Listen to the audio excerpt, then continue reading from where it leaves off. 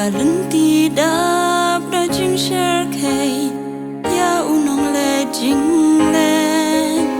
hang ta ya u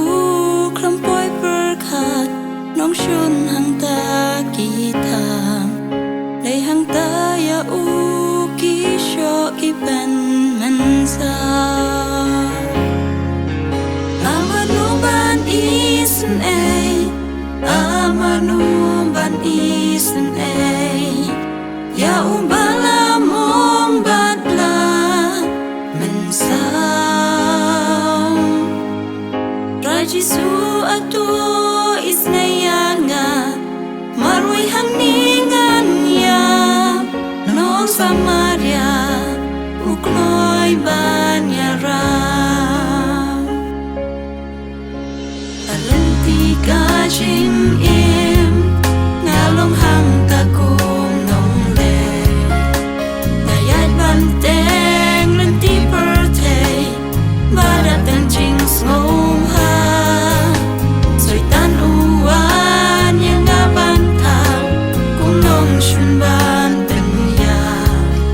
aman pi senjam ngayat jing riam ki a amanu ban isen ay amanu ban isen ay ya ubala mong batla mensaw Rajisu atu isnayanga marui hangningan ya nong Samaria ukloi banyara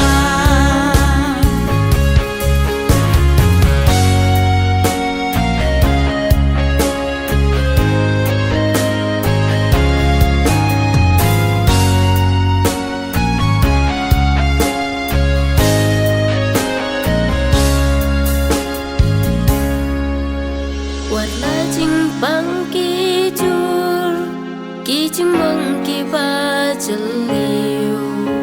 an rengan ya klam jing chap ding sha yeng utrai ngan kiu jisukan rat yang ayarap umat nanga to nyat ka jing su khaka